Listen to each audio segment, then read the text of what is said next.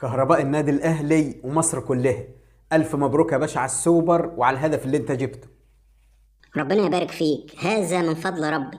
بس الصراحة الماتش بتاع فيوتشر ده كان ماتش صعب قوي، بس الحمد لله ربنا كرمنا وما ضيعش تعبنا. اي والله يا سي كهرباء، ده انا بعد الجون التاني بتاع فيوتشر ده قلت خلاص خلصت على كده. المهم انا رحت لك البيت عشان ابارك لك. الجماعه قالوا لي ده طلع شغل، عنده شغل شقه بيشطبها كهرباء. ايوه والله، بعد ماتش السوبر واحد رن عليا وقال لي في شقة في الزمالك وعايزين صنايعي يشطبها كهرباء، فرحت عملتها انا. لو انت يا سي كهرباء شغال كهربائي وصنايعي كمان، ده اني اول مره اعرف الحكايه دي.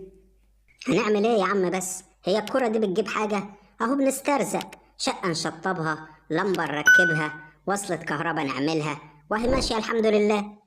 ايوه ايوه، عشان كده الواد موديست لما جاب الجون في فيوتشر وجري عليك عشان يحضنك راح متكهرب. ما هو عيل غبي، عمال اقول له يا ابني ابعد عني، ما تلمسنيش دلوقتي، الفولت عالي عندي، ما سمعش الكلام، راح متكهرب واهو متلقح في المستشفى. لا حول الله، يعني ما لحقش يفرح بالهدف. ده باين عليه الواد موديست ده عيل نحس. المهم يا سي كهروب، انا عندي شقه بتاعت واحد صاحبي، فعايزينك تقفلها لنا كهرباء وتكرمنا فيها.